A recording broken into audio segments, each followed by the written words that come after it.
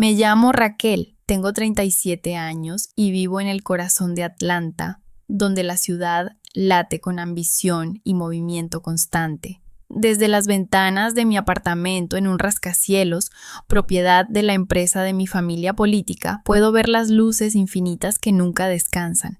Ese apartamento lo comparto con mi esposo Diego, un hombre de sonrisa fácil y carácter tranquilo. Ambos trabajamos para la constructora Álvarez, un gigante fundado por mi suegro hace más de 40 años. La empresa se dedica a levantar desde torres de cristal hasta barrios enteros en el sur del país.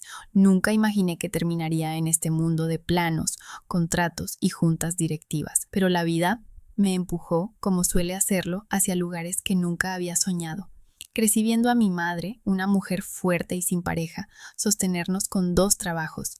De día atendía en una tienda de ropa y de noche limpiaba oficinas. En nuestro pequeño apartamento no sobraba nada, pero tampoco nos rendíamos. Ella me enseñó a ser rápida, a tomar decisiones sin miedo y a no retroceder ante los problemas. Esa determinación me acompañó en la universidad y luego en mi primer empleo en un banco, donde aprendí a leer números como si fueran un idioma secreto.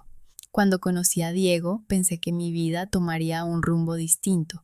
Soñaba con un hogar tranquilo, hijos, tardes en familia, pero pronto comprendí que mi esposo y yo estábamos cortados de telas muy diferentes. Diego nació rodeado de privilegios, colegios privados, viajes, un futuro asegurado en la empresa de su padre. Yo, en cambio, llevaba la lucha tatuada en la piel.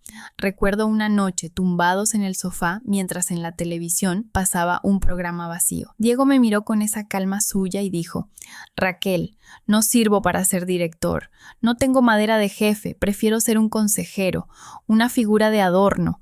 Sus palabras me golpearon. Yo nunca había concebido la vida como un lugar donde uno se limita a observar. Para mí todo era avanzar, arriesgar, decidir. Pero lo acepté. Pensé que quizá esa diferencia nos equilibraba. Mi suegro, sin embargo, vio en mí lo que no veía en su propio hijo. Al poco de nuestra boda, me llamó a su oficina, un lugar lleno de planos y maquetas. Raquel, me dijo con una mirada firme, esta compañía necesita a alguien como tú, cabeza fría, números claros y carácter fuerte. Al principio dudé, yo había imaginado otra vida, pero el reto me encendió por dentro. Dije que sí. Y esa decisión lo cambió todo. Empecé desde abajo, aprendiendo sobre costos de materiales, plazos de entrega, contratos con proveedores, y poco a poco mi suegro me abrió las puertas de las reuniones de directorio. Allí, entre hombres de traje gris y miradas desconfiadas, tuve que demostrar que no era solo la nuera del fundador. Hablaba con seguridad, proponía estrategias, negociaba mejores precios, y aunque al inicio levantaba cejas, pronto comencé a ganarme respeto. Diego, en cambio, aparecía de forma esporádica. Tenía su asiento en la junta, pero rara vez hablaba. Cuando llegaba el mediodía se marchaba, cansado de un mundo que nunca lo entusiasmó. Una noche regresé agotada tras una reunión interminable. Lo encontré en casa, cambiando canales sin interés. ¿Por qué no estuviste hoy? Le solté, con el corazón aún lleno de ideas y papeles. No importa, Raquel, tú lo manejas mejor que yo. Y se encogió de hombros, como si todo le resultara ajeno. Fue en ese momento cuando sentí una grieta abrirse en nuestro matrimonio. Yo me hundía en el trabajo, no por obligación, sino porque me apasionaba. Él, en cambio, flotaba sin rumbo. Con el paso de los años, mi suegro se convirtió en mi mentor. Me enseñó a leer la sala en silencio, a saber cuándo presionar y cuándo esperar.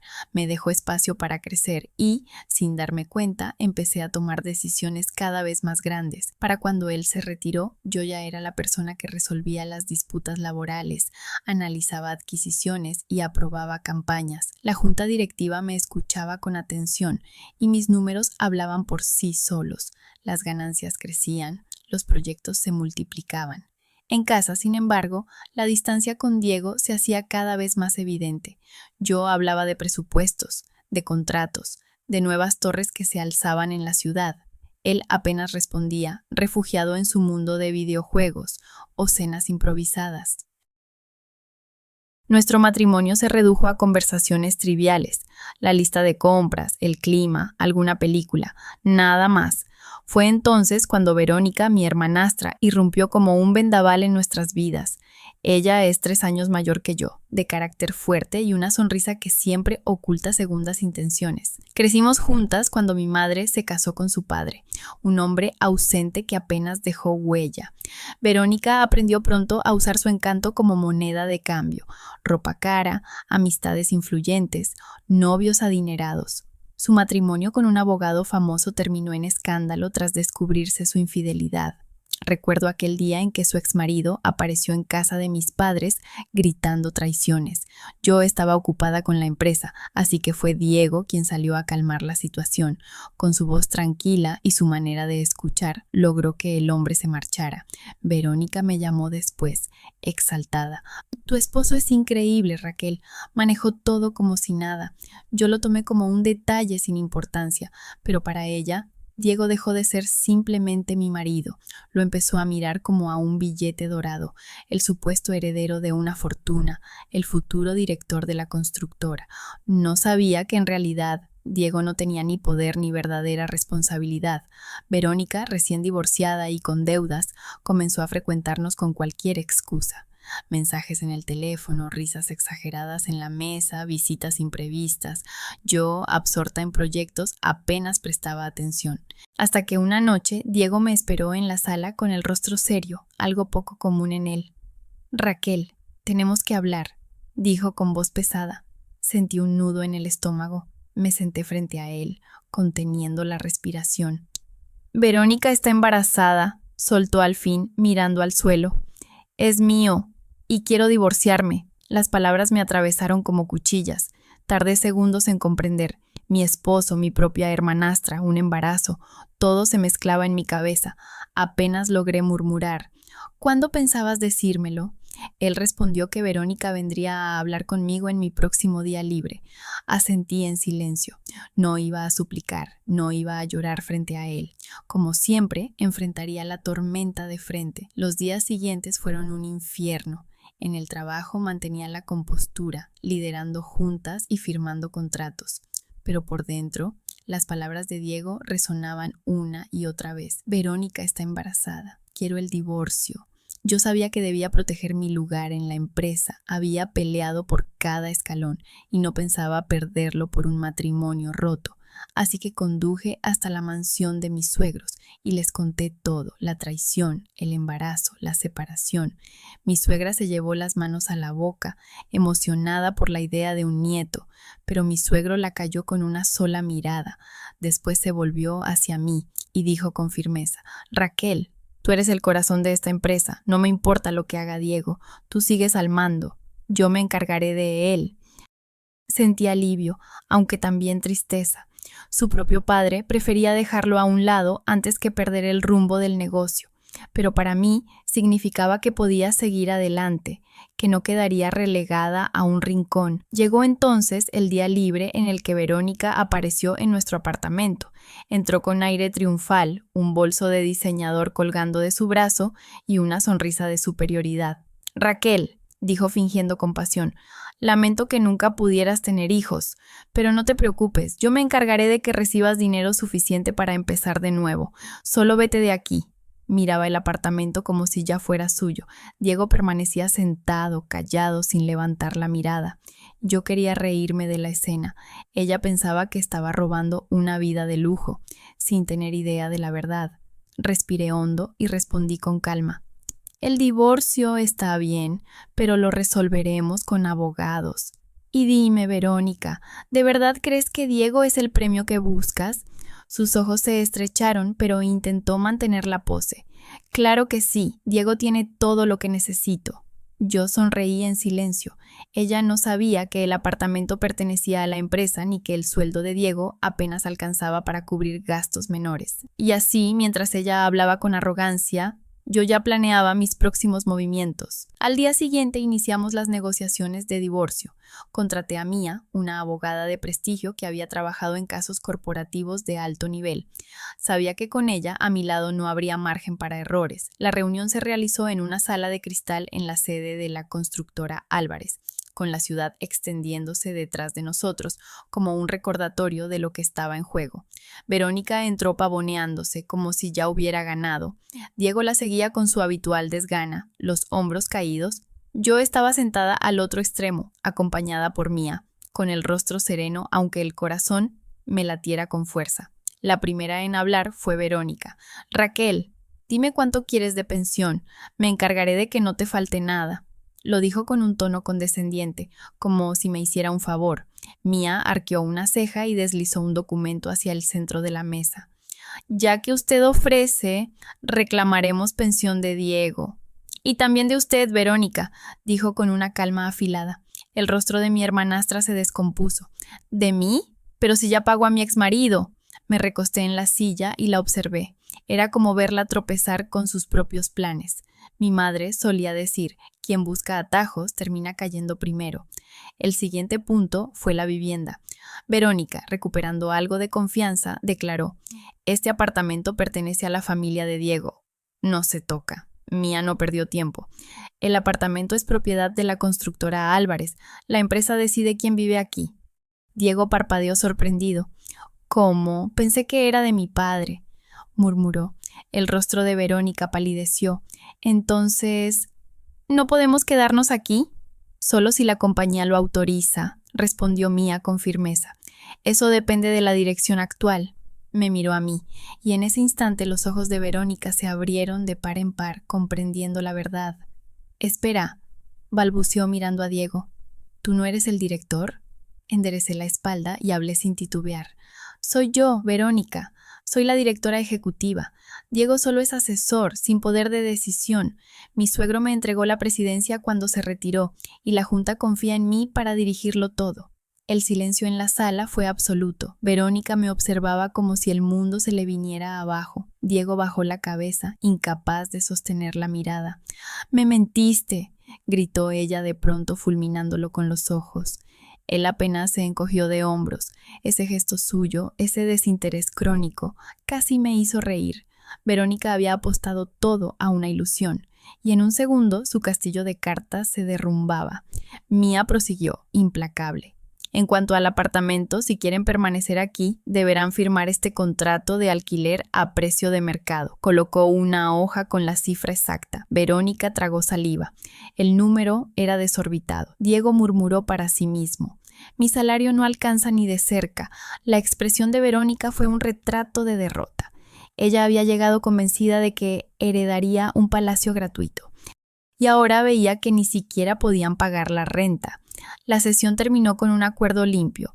No había grandes ahorros que repartir, porque yo siempre había sostenido la casa con mi sueldo.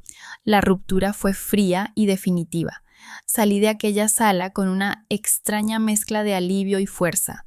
Había perdido un matrimonio, sí, pero había protegido lo que realmente importaba: mi trabajo, mi gente, mi futuro. Los días siguientes confirmaron lo que sospechaba. El embarazo de Verónica era una farsa. Había inventado todo para atrapar a Diego y asegurarse una vida cómoda. Cuando mis suegros se enteraron, la decepción fue brutal. «Esa mujer no es parte de esta familia», sentenció mi suegro con dureza. Verónica intentó suplicar, incluso pidió que le ayudaran a pagar la pensión que debía a su exmarido, pero se encontró con un muro de acero. En la mansión de los Álvarez reinaba la tensión, y ella no pudo soportarlo. Una mañana simplemente hizo las maletas y desapareció, dejándolo todo atrás. Diego, en cambio, quedó atrapado en medio de las ruinas, sin esposa, sin el respaldo de sus padres, sin puesto de poder. Incluso dentro de la empresa lo relegaron a tareas menores, empujando papeles sin relevancia. Un mes después apareció en la puerta de mi nuevo apartamento, un lugar sencillo que había alquilado en el centro de la ciudad. «Raquel, podríamos intentarlo de nuevo», me dijo con una súplica en los ojos que antes nunca había mostrado. Lo miré, cansada. «Diego, elegiste tu camino. Me engañaste con mi propia hermana. Te desconectaste de nuestra vida mucho antes. No hay regreso». Él agachó la cabeza. La última pieza de su mundo se había caído. Yo, en cambio, me volqué por completo en la empresa. La constructora Álvarez se convirtió no solo en mi trabajo, sino en mi misión. Cada decisión que tomaba, desde aprobar un nuevo proyecto hasta asegurar empleos estables para cientos de familias, era un compromiso con todos aquellos que confiaban en mí. Pensaba en mi madre, en sus noches de cansancio eterno y me prometía honrar ese sacrificio construyendo algo sólido. Los resultados llegaron rápido, las utilidades crecieron, los contratos se multiplicaron. La prensa hablaba de mí como la columna vertebral de la compañía. Mi suegro, ya retirado, me recibía a veces en su casa para conversar. Entre tazas de café me daba consejos. «Estás haciendo lo que siempre soñé que Diego haría», me dijo una tarde, con orgullo en la mirada. Ese reconocimiento significaba más que cualquier título. En lo personal, dejé de pensar en volver a casarme. Después de tanto dolor, mi corazón no estaba dispuesto a abrirse de nuevo, y descubrí que no lo necesitaba.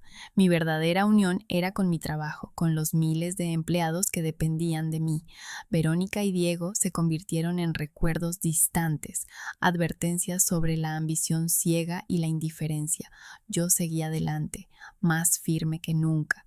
Y si algo aprendí en todo este proceso fue que, cuando el mundo intenta derribarte, la única opción es levantarse con más fuerza. Después del divorcio, la vida parecía un terreno recién arrasado. Las ruinas de lo que alguna vez había sido mi matrimonio seguían allí, recordándome la traición, pero yo no podía quedarme contemplándolas.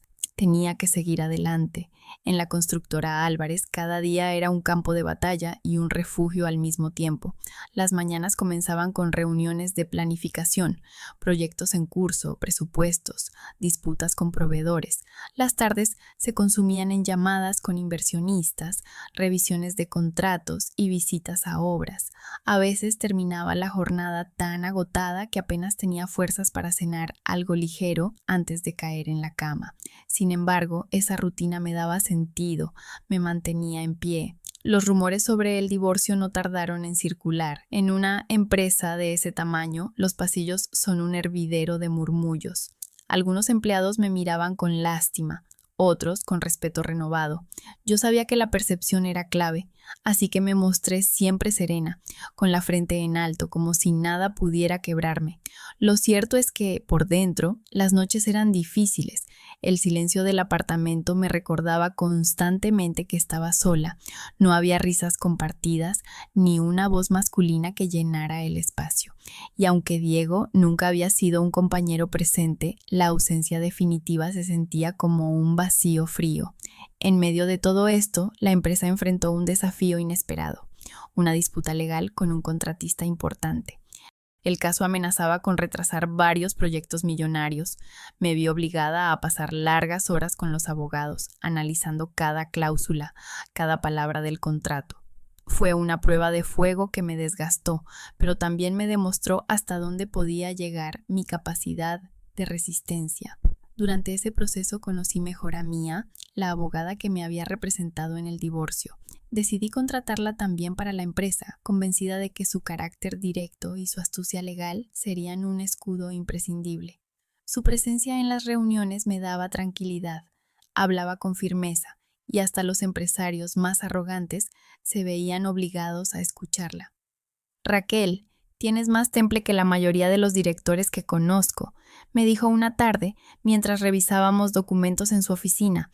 «No dejes que nadie te haga creer lo contrario». Sus palabras me llegaron al corazón. Durante años había luchado contra la sombra de ser la nuera del fundador, y escuchar que alguien reconocía mi mérito propio me devolvió fuerzas. Mientras tanto, Diego desaparecía del mapa. Su papel en la empresa se redujo a tareas menores y pronto dejó de aparecer en la oficina. Supe por terceros que pasaba los días deambulando, tratando de encontrar un nuevo rumbo. Parte de mí sentía compasión, otra parte simplemente indiferencia. Ya no formaba parte de mi historia. En cambio, Verónica dejó tras de sí un rastro de deudas y promesas rotas. Su desaparición fue casi un alivio para todos. Mis suegros no querían oír hablar de ella. Yo tampoco. Era como si hubiera sido un mal sueño que, al despertar, dejaba un eco amargo, pero nada más. Con el tiempo, el trabajo se convirtió en mi identidad. Me involucraba en cada detalle, desde el diseño de un nuevo complejo residencial hasta la selección de materiales para un hospital. Quería demostrar no solo mi capacidad de gestión, sino también mi visión de futuro. Para mí no se trataba únicamente de levantar edificios, sino de construir oportunidades para miles de familias. Una tarde, mientras supervisaba una obra, un obrero se me acercó. Tenía las manos cubiertas de polvo y sudor, pero en sus ojos brillaba gratitud. Gracias, jefa. Con este empleo pude pagar la universidad de mi hija. Me quedé sin palabras por un instante. Ese hombre no sabía cuánto significaban para mí sus palabras. No era solo una cuestión de balances financieros, era la certeza de que mi esfuerzo cambiaba vidas reales. Pero la calma duró poco. Los competidores no tardaron en oler la sangre en el agua. Una empresa rival, la constructora Hidalgo, empezó a lanzar rumores malintencionados sobre mí, que había llegado al poder por favores familiares, que no tenía experiencia suficiente, que mi divorcio me había debilitado. Al principio me afectó. Sentía el peso de las miradas inquisitivas, pero luego comprendí que, si me quedaba callada, ellos ganarían terreno. Decidí enfrentarlos con resultados. Preparé una presentación impecable para la junta directiva, proyecciones de crecimiento, reducción de costos, nuevos contratos asegurados. Cuando terminé, la sala estaba en silencio.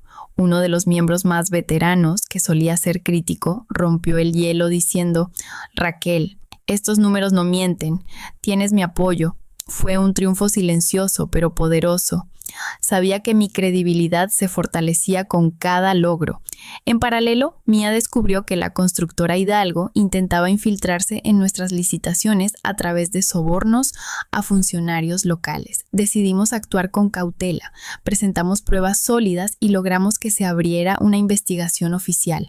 Aquello sacudió al sector entero. De pronto, la narrativa cambió. La mujer supuestamente débil era en realidad la más firme. Aún así, el desgaste era real. Hubo noches en las que el cansancio me hizo llorar en silencio, no por tristeza, sino por la presión acumulada. Y en esos momentos pensaba en mi madre. La imaginaba limpiando oficinas de madrugada, sin quejarse, porque sabía que su esfuerzo me daría un futuro. Esa imagen me impulsaba a no rendirme. En medio de ese torbellino, un periodista me pidió una entrevista para un periódico local. Dudé en aceptar. No me gustaba exponer mi vida privada, pero comprendí que era una oportunidad para contar mi versión. Cuando me senté frente a la grabadora, hablé de esfuerzo, de disciplina, de cómo había aprendido a no depender de nadie para avanzar. No mencioné a Diego ni a Verónica. No necesitaba darles espacio en mi historia. La entrevista salió publicada bajo el título Raquel Álvarez, la mujer que convirtió las ruinas en cimientos de acero. Ese titular me conmovió. Era exactamente lo que sentía. Había transformado el dolor en impulso. Los siguientes meses trajeron nuevos desafíos. El mercado inmobiliario entró en una etapa de incertidumbre y tuve que replantear estrategias. No bastaba con construir, había que innovar. Apostamos por proyectos sostenibles, con energía renovable y materiales ecológicos. Fue una apuesta arriesgada, pero acertada. Los clientes respondieron con entusiasmo y pronto fuimos reconocidos como líderes en el sector verde. Recuerdo la cara de los inversionistas en una de las juntas cuando mostré el primer informe de resultados. Todos esperaban pérdidas, pero vieron ganancias. Uno de ellos me felicitó públicamente. Señora Álvarez, usted no solo salvó esta empresa, la llevó al futuro. Salí de esa reunión con el corazón acelerado. No había mayor satisfacción que demostrar que mi visión era real, que mi lucha tenía sentido. Mientras tanto, en lo personal seguía resistiéndome a la idea de rehacer mi vida sentimental. Había hombres interesados, lo notaba en eventos y conferencias, pero mi corazón estaba blindado. Tal vez algún día se abriría de nuevo, pero aún no. En cambio, encontré compañía en las pequeñas cosas, las cenas tranquilas, los paseos nocturnos por la ciudad, las conversaciones sinceras con Mía, que poco a poco se convirtió en una amiga cercana. Con ella podía hablar sin filtros, reírme de lo absurdo, desahogarme de lo pesado. «No sabes cuánto te admiro», me dijo una noche después de una larga jornada.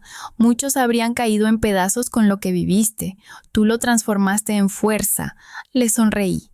Quizá era cierto. Quizá, después de todo, había aprendido a usar las cicatrices como armadura.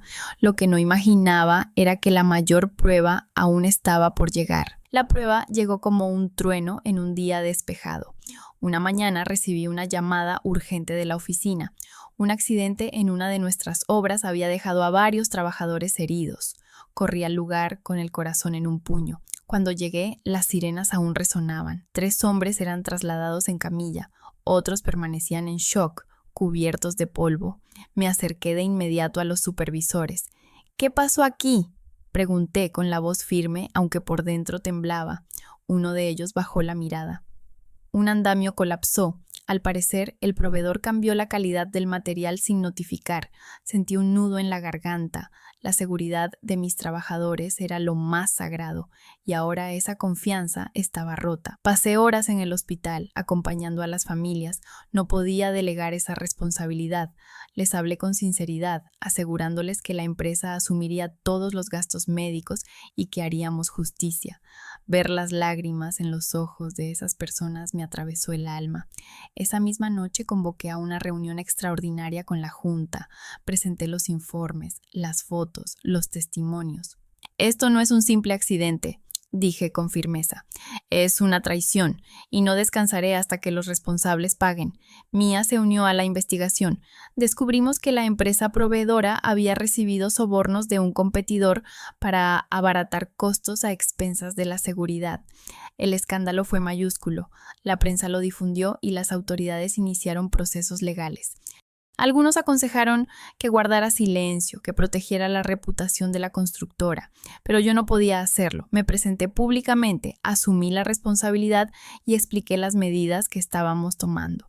Una empresa no se mide solo por sus éxitos, sino por cómo responde en las crisis, declaré frente a las cámaras. La reacción fue sorprendente. En lugar de hundirse, la imagen de la empresa se fortaleció. La gente vio transparencia, compromiso real. Los trabajadores me enviaban mensajes de apoyo, agradecidos por no esconderme detrás de excusas. Aún así, las noches volvieron a ser largas. Dormía poco, revisando contratos, supervisando cada compra, temiendo otro golpe. Pero también descubrí que en medio de la tormenta nacía una nueva versión de mí. Más fuerte, más consciente. Durante esos meses mi suegro me llamó con frecuencia. Raquel, estoy orgulloso de ti, me decía. Estás enfrentando todo con más valentía de la que yo mismo tuve en mis mejores años. Sus palabras me daban paz. Siempre había sentido que debía demostrarle que su confianza en mí estaba justificada. Ahora parecía verlo con claridad. En paralelo, empezaron a surgir voces que sugerían mi candidatura a presidenta de la Asociación Nacional de Constructoras. Al principio pensé que era una exageración, pero las llamadas y los correos se multiplicaban. Representar al sector significaba un salto enorme y también una exposición que me daba vértigo. Hablé con Mía al respecto. ¿Y si no estoy lista?, le confesé. Ella sonrió, segura. Raquel, llevas años demostrando que siempre estás lista. Solo necesitas creértelo. Mientras meditaba esa decisión, un nuevo fantasma apareció. Diego. Una tarde tocó la puerta de mi apartamento. Estaba desaliñado, con la mirada perdida. «Necesito hablar contigo», me dijo. Lo dejé pasar por cortesía. Se sentó en el sofá, el mismo donde años atrás me había confesado que no quería ser director. «Cometí errores», dijo. «Perdí todo. Pensé que podía regresar a ti». Lo miré en silencio. En otro tiempo, tal vez, sus palabras habrían despertado compasión, pero ahora solo sentía distancia. «Diego, no puedo cargar con tus elecciones. Yo seguí adelante. Tú también deberías hacerlo». Se levantó cabizbajo y se marchó. Al cerrar la puerta sentí una paz inmensa. Era como si, por fin, ese capítulo quedara cerrado para siempre. Verónica, por su parte, seguía ausente. De vez en cuando llegaban rumores de que había intentado rehacer su vida en otra ciudad, siempre envuelta en deudas y conflictos. No sentía rencor, solo indiferencia. Era un personaje secundario que ya no tenía lugar en mi historia. Yo seguía concentrada en la empresa. Bajo mi liderazgo, lanzamos un programa de becas para los hijos de los trabajadores. Ver a esos jóvenes ingresar a universidades gracias a nuestro apoyo era una satisfacción indescriptible. Más que construir edificios, estaba construyendo futuros. La prensa volvió a interesarse en mí. Esta vez acepté participar en un documental sobre mujeres líderes en la industria. Me filmaron recorriendo obras, dialogando con ingenieros, escuchando a obreros. Cuando se estrenó, recibí decenas de mensajes de mujeres que decían sentirse inspiradas. Gracias por demostrar que sí se puede, escribió una joven estudiante de arquitectura. Ese tipo de mensajes se convirtieron en mi combustible. Me recordaban que mi lucha no era solo personal, sino colectiva. Con el tiempo, la propuesta de asumir la presidencia de la asociación se hizo oficial. Recibí una invitación para presentar mi candidatura. Pasé noches enteras preparando el discurso. No quería hablar solo de cifras, quería transmitir visión, humanidad. El día de la votación, me paré frente a decenas de representantes del sector. Tomé aire y hablé con el corazón. Nuestra industria no solo levanta edificios, levanta comunidades, sueños, esperanzas. Debemos construir con responsabilidad, con respeto al medio ambiente y con compromiso social. No basta con crecer, hay que crecer bien. El auditorio estalló en aplausos. Horas después anunciaron los resultados. Había sido elegida presidenta. Fue un momento indescriptible. Recordé a la niña que acompañaba a su madre a limpiar oficinas y pensé, si ella pudiera verme ahora, sonreiría con orgullo. Mis suegros también estuvieron presentes. Mi suegro me abrazó con fuerza. Eres más que la heredera que nunca tuve. Eres la líder que necesitábamos. Sentí lágrimas arder en mis ojos. Había valido la pena cada sacrificio, cada noche en vela, cada traición. En los meses siguientes viajé por todo el país representando a la asociación. Conocí a líderes, firmé convenios, impulsé proyectos sostenibles. Mi vida se convirtió en un torbellino de compromisos, pero también en una aventura apasionante. En lo personal, seguía sola. Y estaba bien. Había aprendido que la soledad no era un castigo, sino un espacio de libertad. Podía decidir, crear, dirigir, sin depender de nadie. Claro que a veces, en noches tranquilas, me preguntaba si alguna vez volvería a confiar en alguien lo suficiente como para abrir mi corazón, pero no era una urgencia. Sabía que si llegaba, sería en el momento correcto. Lo importante era que había transformado mi historia. De ser una esposa traicionada, pasé a convertirme en una líder respetada. De ser la sombra de Diego, me convertí en la protagonista de mi propia vida.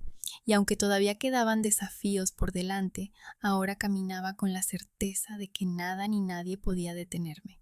Mi nuevo cargo como presidenta de la Asociación Nacional de Constructoras me abrió puertas que jamás había imaginado. Cada semana estaba en una ciudad distinta, reuniéndome con alcaldes, empresarios, académicos. Hablábamos de sostenibilidad, de vivienda accesible, de cómo la construcción podía ser motor de progreso. Pero con la visibilidad también llegaron nuevas presiones. La prensa quería escarbar en mi vida personal. Algunos medios amarillistas publicaron titulares insinuando que mi ascenso había sido demasiado rápido para no estar vinculado a favores ocultos. Al leerlos sentí rabia, pero también determinación. Si algo había aprendido era que las dudas se silencian con hechos. Decidí abrir las puertas de la constructora Álvarez a un equipo documental independiente. Les permití filmar nuestro día a día, las juntas, las visitas a obras, las charlas con los obreros. No había nada que esconder. El resultado fue un especial televisivo que mostró la transparencia y el compromiso de nuestra gestión. Lejos de dañarnos, fortaleció aún más nuestra imagen. A nivel interno, sin embargo, las tensiones crecían. No todos los miembros de la junta directiva aceptaban que una mujer y, para colmo, una nuera, se hubiera convertido en el eje de la empresa. Hubo intentos de desautorizar mis decisiones, de ponerme trabas burocráticas. Yo respondía con paciencia, pero también con firmeza. Con todo respeto, dije en una reunión especialmente tensa. Las decisiones que he tomado han generado resultados medibles. Si alguien tiene mejores propuestas, que las ponga sobre la mesa con cifras concretas. El silencio que siguió fue el mejor respaldo. Nadie pudo contradecir los números. Mientras tanto, impulsé un proyecto que me hacía especial ilusión, la construcción de un complejo de viviendas sociales con diseño innovador y materiales ecológicos. Quería demostrar que la arquitectura de calidad no debía ser un privilegio exclusivo de las élites. Ese proyecto se convirtió en mi bandera. Las comunidades locales respondieron con entusiasmo. Familias enteras acudían a las presentaciones para preguntar cuándo podrían mudarse. Algunos niños me abrazaban diciendo que soñaban con tener por fin una habitación propia. Esos gestos me daban fuerzas en los días de mayor cansancio. Fue en medio de ese proyecto cuando reapareció otro fantasma del pasado, Diego. Esta vez no llegó a mi puerta, sino a través de una carta que dejó en la recepción de la empresa. En ella me pedía perdón una vez más y decía estar arrepentido de haber desperdiciado su vida. Me pedía trabajo, cualquier puesto, asegurando que quería enmendar sus errores. Leí la carta en silencio. Durante un instante sentí una punzada de compasión, pero luego recordé todas las veces en que había elegido la apatía, todas las oportunidades que había dejado pasar. Sabía que darle un espacio de nuevo no sería justo ni para mí ni para la empresa, así que no respondí. Guardé la carta en un cajón y seguí adelante. Verónica también dio señales de vida, aunque indirectamente. Una excolega me escribió desde otra ciudad diciendo que la había visto trabajando como vendedora en una tienda de lujo, intentando aparentar un estatus que ya no tenía. No sentí alegría por su caída, más bien una confirmación de que cada quien cosecha lo que siembra. La vida me enseñaba que no hacía falta vengarse. El tiempo se encargaba de poner todo en su lugar. Concentrada en el proyecto de viviendas sociales, pasé semanas en la obra, supervisando cada detalle. Una tarde de verano, mientras caminaba entre los cimientos recién levantados, me encontré rodeada de obreros que querían agradecerme. Uno de ellos, con voz emocionada, dijo: «Señora Raquel, nadie de su nivel viene aquí tan seguido. Gracias por mirarnos a los ojos y tratarnos como personas». Sentí un nudo en la garganta. Esa era la esencia de todo, la dignidad. Saber que cada ladrillo levantado llevaba detrás un rostro, una familia. En paralelo, la presión mediática aumentaba. Algunos inversionistas empezaron a preocuparse por la magnitud de mi proyecto social, temiendo que no fuera rentable. Yo sabía que necesitaba un aliado estratégico.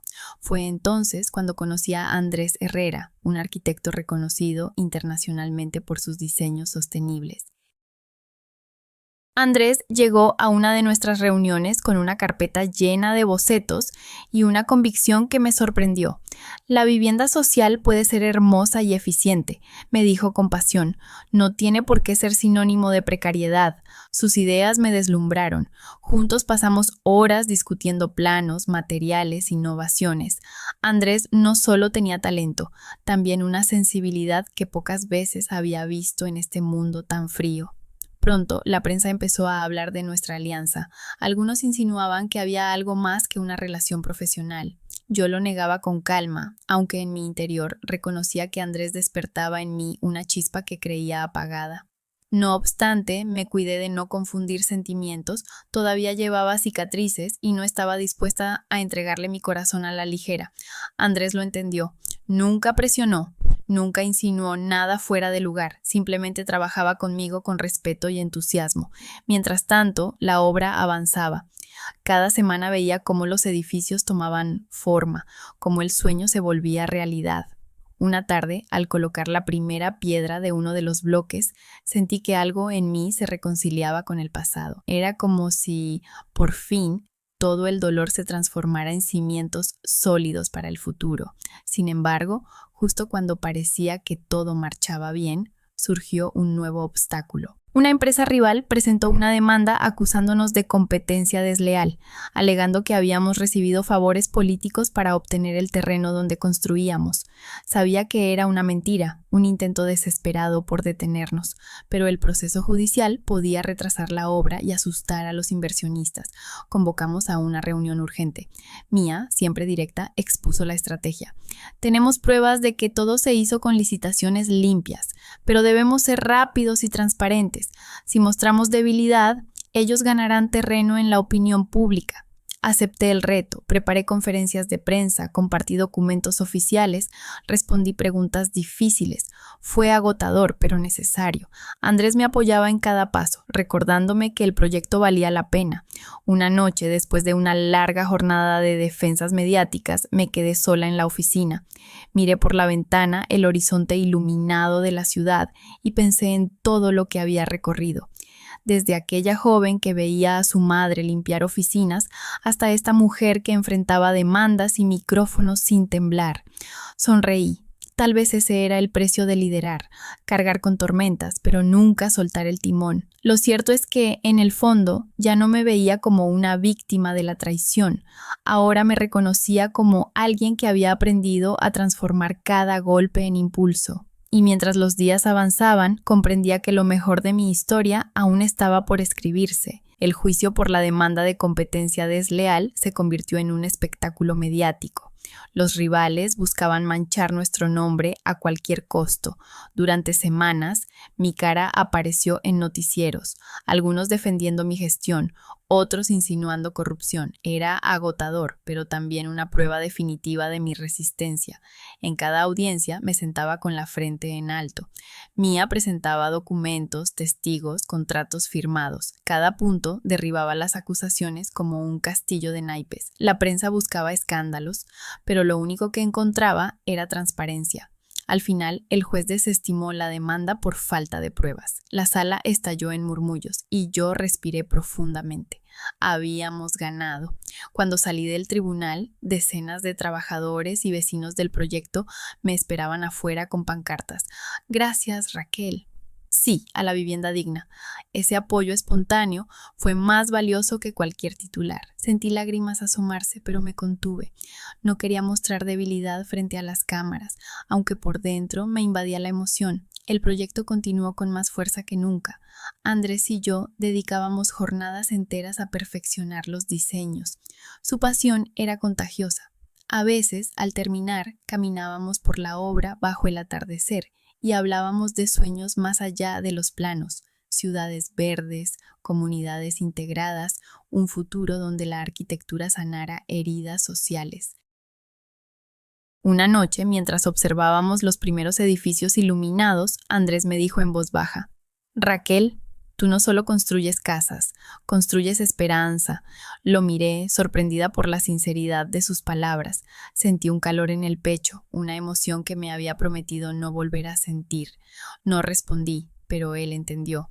Sonrió y no insistió más. Mientras tanto, la constructora Álvarez alcanzaba un prestigio inédito. Los inversionistas internacionales tocaban a nuestra puerta. La asociación que presidía fue invitada a foros globales. Mi agenda se llenaba de viajes, discursos, reuniones con líderes de todo el mundo.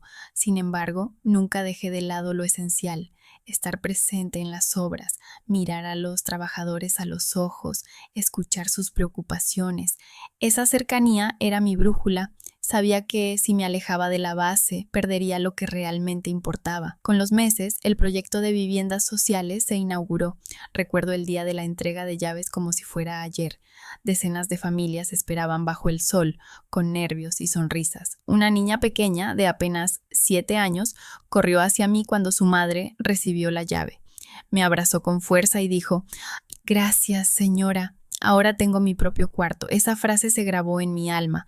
Todo el esfuerzo, las lágrimas, las luchas, tenían sentido en ese instante. No eran números, eran vidas transformadas. La prensa cubrió el evento con entusiasmo. Los titulares hablaban de un nuevo modelo de urbanismo humano. Algunos políticos intentaron apropiarse del mérito, pero la gente sabía la verdad. Mi rostro se convirtió en símbolo de resiliencia y visión. Fue también durante esa época que recibí una propuesta inesperada. Una universidad prestigiosa quería otorgarme un doctorado honoris causa por mi contribución al desarrollo social y urbano. Acepté con humildad, pensando en mi madre, que apenas había terminado la secundaria. El día de la ceremonia, vestida con toga y birrete, miré al auditorio lleno y pensé: todo esto empezó con una mujer limpiando oficinas de noche para darme un futuro. Mi discurso fue breve pero sincero. Este honor no es solo mío, pertenece a todos los trabajadores que levantan cada muro, a cada madre que lucha por sus hijos, a cada persona que cree que se puede empezar de nuevo. Los aplausos resonaron como un abrazo colectivo. En lo personal, Andrés seguía a mi lado, paciente. Nuestra relación era un equilibrio entre lo profesional y una complicidad silenciosa. No había declarado sentimientos, y yo tampoco, pero su presencia me daba calma. Tal vez, pensé, algún día me permitiría volver a amar. Una tarde, mientras revisábamos planos, recibí una llamada inesperada. Era Diego. Dudé en contestar, pero al final lo hice. Su voz sonaba derrotada. Raquel, estoy enfermo, no tengo a nadie más. Sentí un escalofrío. Durante unos segundos pensé en colgar. Pero algo en mi interior me recordó que, a pesar de todo, había compartido años de mi vida con él. Decidí visitarlo en el hospital. Lo encontré pálido, consumido. No había rastro del hombre confiado que alguna vez conocí. Perdí todo, Raquel, susurró, y ahora me doy cuenta de lo que tuve contigo. Lo escuché en silencio. No podía ofrecerle amor ni volver atrás, pero sí podía darle compasión. Organicé que recibiera apoyo médico digno, no por él, sino por mí, porque necesitaba cerrar esa herida con humanidad. Cuando salí del hospital, respiré hondo.